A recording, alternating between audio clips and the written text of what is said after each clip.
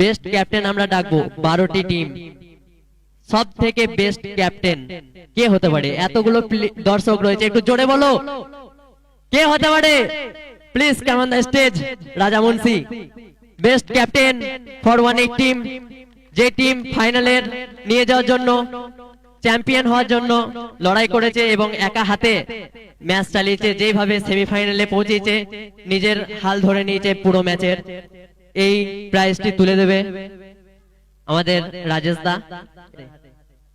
Best captain for TPL Tentuli premier league, sponsor by Srikrishnapur Sanjay. দিশারির সামনে কেমন সুন্দর মুহূর্ত কাটলো, আর একটু বলার জন্য আমরা বলবো বেস্ট ক্যাপ্টেন হওয়ার জন্য। লাইফে প্রথম তো দিশারি পুরো ওয়েস্ট বেঙ্গল দেখছে।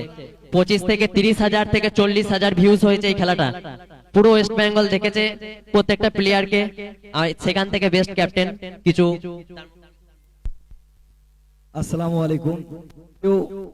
দিশারিকে যে আমাদের এই ছোট্ট গ্রামে এসে তাদের মানে ক্যামেরা নিয়ে আমাদের মানে আমাদের এদিককার যত খেলোয়াড় আছে তাদেরকে ওয়েস্ট বেঙ্গল, পুরো ওয়েস্ট বেঙ্গলকে দেখানোর জন্য জোর করে হাততালি একবার দিশারির জন্য।